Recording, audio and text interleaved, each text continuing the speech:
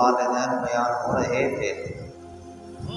لگتا جمعہ کے اندر تو صرف میں نے آپ حضرات کے سامنے تھوڑی سی تمہید باندھی تھی تاکہ آپ کو بات تفصیل سے سمجھ میں آ جائے، اور اللہ رب العزت کی ذات نے جو قرآن پاک کے اندر ارشاد فرمایا، آج انشاءاللہ تعالیٰ العظیم وہ آپ کے سامنے باتیں رکھی جائیں گی کہ جو اللہ رب العزت نے کلام پاک کے اندر قرآن پاک کے اندر ارشاد فرمایا اور اس امت محمدیہ تک پہنچایا اور نوجوانوں کو بتایا کہ اے نوجوانوں، آپ نے والدین کا کتنا ادب اور احترام کرنا ہے۔ میرے بھائیوں، سب سے پہلے میں دو باتیں آپ حضرات کے سامنے بیان کرتا ہوں، چھوٹے سے واقعے ہیں اور اس سے انشاءاللہ تعالیٰ آپ کو بات بآسانی سمجھ میں آ جائے۔ پہلا واقعہ کہ آپ نے اکثر علماء سے، خطباء سے سنا ہوگا کہ محمد رسول اللہ صلی اللہ علیہ وسلم جب اس دنیا میں تشریف لائے تو آپ صلی اللہ علیہ وسلم جب معصوم بچے تھے تو حلیمہ سعدیہ رضی اللہ تعالی عنہا حضور صلی اللہ علیہ وسلم کو ساتھ لے کر قبیلہ بنو سعد گئی اور پھر وہ حضور صلی اللہ علیہ وسلم کو اپنا دودھ پلاتی رہی۔ یہ واقعہ جو آپ حضرات نے عام سنا ہے، تو میرے بھائیوں، جب آقا علی نبینا علیہ الصلاۃ والسلام جوان ہو گئے، آپ صلی اللہ علیہ وسلم کو نبوت مل گئی، تو آقا علی نبینا علیہ الصلاۃ والسلام اپنے دولت قضا اپنے گھر کے اندر تشریف فرما ہے۔ حلیمہ سعدیہ کو معلوم ہوتا ہے آقا علیہ الصلاۃ والسلام سے ملنے کے لیے آتی ہے۔ صحابہ کرام رضوان اللہ تعالی علیہم اجمعین تشریف فرما ہے، تو حلیمہ سعدیہ جیسے سامنے سے نظر آتی ہیں حضور صلی اللہ علیہ وسلم ان کو پہچان جاتے ہیں، ان کے ادب کے اندر کھڑے ہو جاتے ہیں۔ تو صحابہ کرام ادھر ادھر دیکھنے لگ گئے کہ یہ کون خاتون ہے جن کی خاطر محمد الرسول اللہ کھڑے ہو گئے۔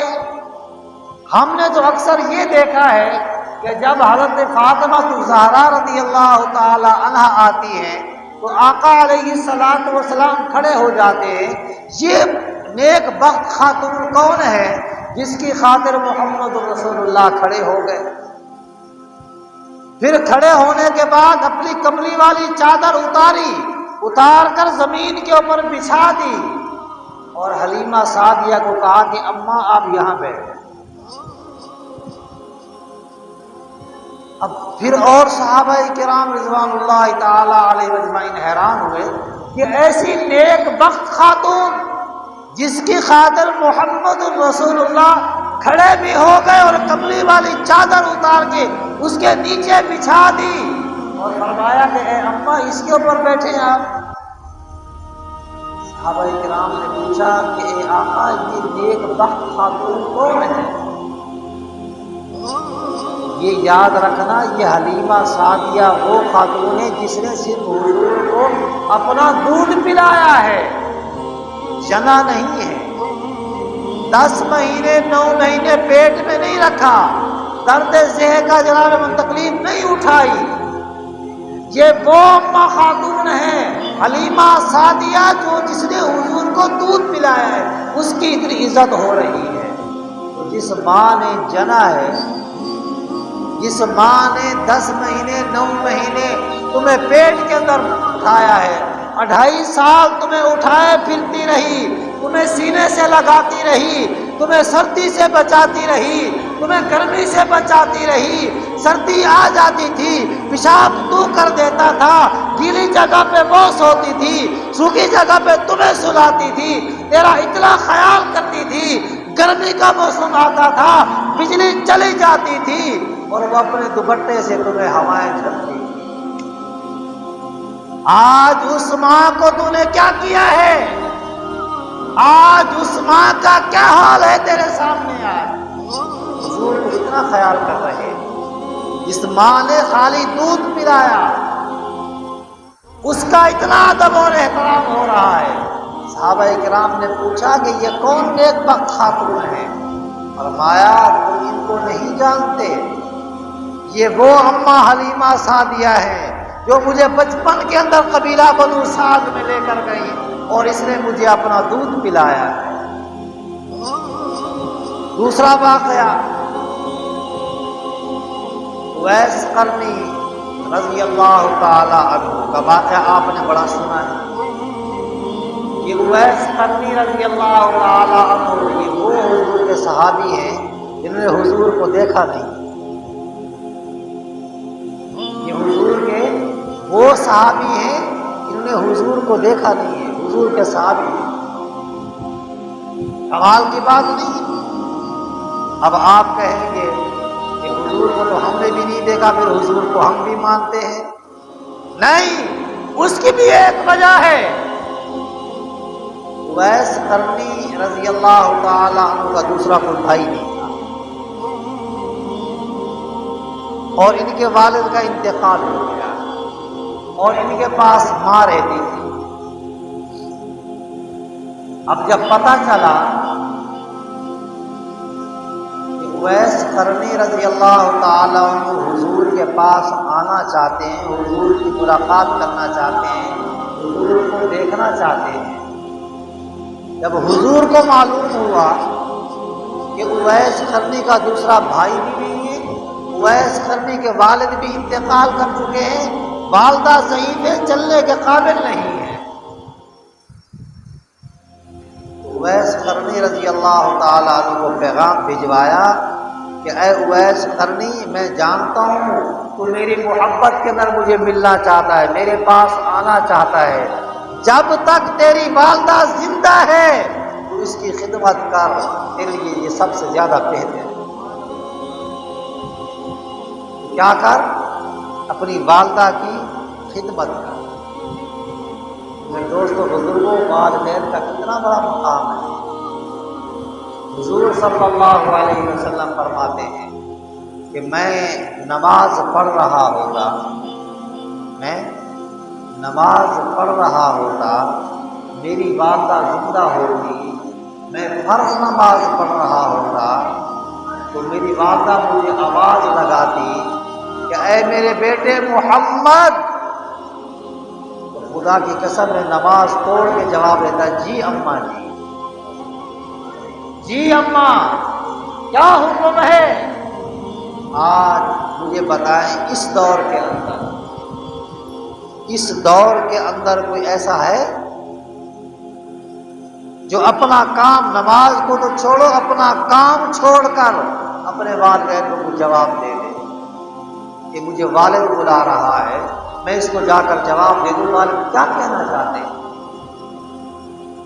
تو میرے بھائیوں، اس لیے اللہ رب العزت نے اپنے قرآن پاک کے اندر، اپنی کتاب کے اندر حضور صلی اللہ علیہ وسلم کے اوپر جو کتاب نازل ہونے والی ہے اس کے اندر 6 دفعات لگائی ہیں۔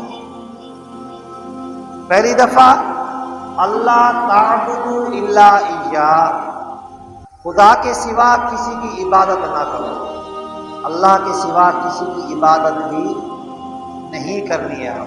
عبادت کس کی کرنی ہے؟ اللہ کی کرنی ہے۔ عبادت کس کی کرنی ہے؟ اللہ کی۔ یہ ہمارا عقیدہ ہونا چاہیے۔ سجدہ کس کو کرنا ہے؟ اللہ کو کرنا، اللہ کے علاوہ کسی کو سجدہ جائز نہیں۔ آج پتہ نہیں ہم نے کتنے لوگوں کو سجدے کر دیے، کتنی جگہوں میں جا کے ہم سجدہ کرتے ہیں۔ ہمارے ملک کے وزیر اعظم بننے کے لیے پتہ نہیں کہاں کہاں جا کر انہیں سجدے کیے ہیں۔ اللہ ہر مسلمان کو اس سے بچائے۔ یہاں پر کیا فرمایا؟ اللہ تعبدوا الا ایاہ وبالوالد الا ایاہ، اپنے اللہ کی عبادت کرو، اللہ کے سوا کسی کی عبادت نہ کرو۔ اور دوسری دفعہ وبالوالدین احسانا، اور اپنے ماں باپ کے ساتھ بھلائی کرو۔ اور تیسری دفعہ اما یبلغن عندک الکبر احدہما او کلاہما فلا تقل لہما اف، اگر ان میں ایک یا دونوں بڑھاپے کو پہنچ جائیں، اب ایک یا دونوں یعنی کہ ایک اگر فوت ہو گیا تو ایک ہے، یا دونوں بڑھاپے کو پہنچ جائیں تو ان کو اف تک مت کہو، اف۔ لیکن اکثر ہم بات کرتے ہیں نا، اگر کوئی والد کے یا والدہ کے منہ سے غلط بات نکل جائے تو ہم کیا کہہ دیتے ہیں؟ اف۔ یہ بھی اللہ پاک نے اپنے قرآن پاک کا ارشاد فرمایا ان کو اف تک نہ کہو، جب ان میں سے ایک یا دونوں، اگر آپ کی زندگی کے اندر دونوں ہیں جن کو آپ کے بارے نیارے، ان کی خدمت کرو، اللہ رب العزت آپ کو یہاں سب کا حج کا ثواب عطا فرما رہا ہے۔ اور میرے بھائیوں، اللہ پاک نے قرآن میں فرمایا کہ ان میں سے ایک یا دونوں بڑھاپے کو پہنچ جائیں تو ان کو کیا کرو؟ اف تک بھی نہ کہو۔ اور چوتھی جگہ پر فرمایا وَلَا تَنْهَرْهُمَا، ان کو جھڑکو بھی نہیں، ان کو جھڑکو بھی نہیں۔ آج تو اللہ معاف کرے، ہمارے پاس اور کوئی بات ہی نہیں ہے دوسری، ہمارے پاس دوسری کوئی بات نہیں ہے، تھوڑی سی والدین سے غلطی ہوئی نہیں اور یہ 40 سال کا نوجوان جناب والدین کے اوپر برسا نہیں، اب اس کو سارے وہ احسانات بھول جاتے ہیں کہ مجھے میری ماں نے 9 مہینے 10 مہینے پیٹ کے اندر رکھا، 2.5 سال تک مجھے اٹھائے پھرتی رہی، مجھے گرمی اور سردی سے بچاتی رہی، اور پھر کتنی تکلیف دہ بات تو یہ ہے کہ درد ذہن کے ساتھ مجھے اس نے جلا، کتنی تکلیف کے ساتھ مجھے اس نے پیدا کیا، وہ سارے کے سارے احسانات اس کو بھول جاتے ہیں۔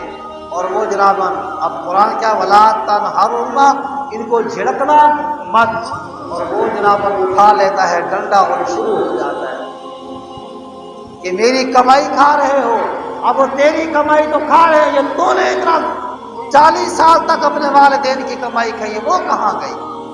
اس کا تو پہلے حساب کتاب چکا کو۔ اور اس کے آگے 5ویں نمبر پر وَقُلْ لَهُمَا قَوْلًا كَرِيمًا، اور ان سے ادب اور نرم لہجے میں بات کرو۔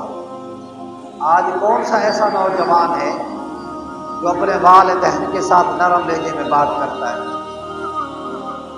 میرے خیال سے انگریزی تعلیم والا تو کوئی ایسا میں نے نہیں دیکھا کہ جو اپنے والدین کے ساتھ ادب اور احترام کے ساتھ بات کرے، کیونکہ ان کو وہ سکھایا نہیں گیا،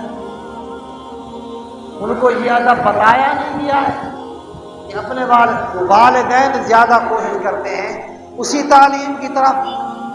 آج ہمیں حافظ بنانے کا شوق نہیں ہے، آج ہمیں مفتی عالم بنانے کا شوق نہیں ہے، آج اگر ہمیں شوق ہے تو ہمارا ڈاکٹر بن جائے، ہمارا بیٹا آج MLA اور MP بن جائے، ہمارا بیٹا بہت بڑا جنرل بن جائے، سائنسدان بن جائے، اس طرف زیادہ شوق ہے، جہاں پر پھر بعد میں بےزتی بھی ہوتی ہے۔ جو گزشتہ جمعہ میں نے آپ حضرات کو ایک ڈاکٹر کا واقعہ سنایا، والد ملنے کے لیے گیا ہوا ہے، شوق ہے کہ میں اپنے بیٹے کو دیکھنا چاہتا ہوں، اور بیٹا کیا کہہ رہا ہے کہ یہ میرے گھر کا مزدور ہے، میرے گھر کا یہ چوکیدار ہے۔ یہ انگریزی تعلیم ان کو جناب تعلیم دے رہی ہے۔ اگر یہ عالم ہوتا یقیناً خدا کی قسم یہ نوبت نہ آتی۔ اور 6 نمبر پر کیا فرمایا؟ وَاخْفِضْ لَهُمَا جَنَاحَ الذُّلِّ مِنَ الرَّحْمَةِ، اور ان کے لیے اطاعت کا بازو محبت سے بچھا دو۔ اطاعت، والدین اطاعت کا بازو، اطاعت کس کو کہتے ہیں؟ اطاعت کرنا، ایک دوسرے کی بات کو ماننا، اطاعت کرنا، جو وہ کہہ رہا ہے اس کی بات کے اوپر اطاعت ہم نے جناب غور و فکر کرنی ہے۔ آج ہم کہتے ہیں، ہم تو کہتے ہیں کہ جناب ہمارے والدین تو بے وقوف ہیں، کہ پاگل ان کی باتیں بس نہیں۔ کاروباری لحاظ کے اندر سے اگر کوئی ہے تو بھی وہ یہی بات کرتا ہے کہ میرے ماں باپ کی بات کو نہ سنو، میری بات جو میں کر رہا ہوں اس بات کے پر عمل کرو۔ جبکہ والد آپ کے اپنے تجربے کے مطابق آپ کو بات بتا رہا ہوتا ہے۔ اور آج میرے دوستوں بزرگوں، ہماری محبت کیا ہے کہ ہم کہتے ہیں کہ والدین کو دور رکھا جائے، ہمیں آگے آنے دیا جائے، اب ہمیں وہ کام کرنے دیا جائے۔ میرے بھائیوں، اگر والدین کی بات کے اوپر آپ چل کر آگے نکلو گے تو کامیاب رہو گے، اگر والدین کی بات کو ٹھکرا لو گے تو کبھی کامیابی آپ کو نہیں مل سکتی، کبھی آپ کامیاب نہیں ہو سکتے۔ اگر آپ اپنے والد کی بات کو مانو گے تو اس دنیا کے اندر بھی کامیابی ہے اور آخرت کے اندر بھی کامیابی ہے۔ جو میں نے آپ کے سامنے ایک حدیث مبارکہ بیان کی تلاوت کی ہے، اس کے اندر بھی اللہ کے پاک پیغمبر صلی اللہ علیہ وسلم نے یہی فرمایا،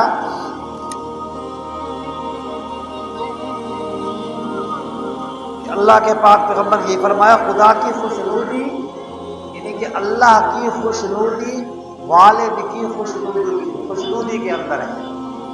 اگر آپ کے والدین آپ کے اوپر خوش ہیں تو اللہ بھی آپ کے اوپر خوش ہے۔ آپ کے والد آپ کے اوپر خوش ہیں تو اللہ بھی آپ کے اوپر خوش ہے۔ اگر آپ کے والدین آپ کے والد ناراض ہیں تو اللہ بھی آپ کے اوپر ناراض ہے، پھر مر کر اللہ کو کیا منہ جا کر دکھائیں گے؟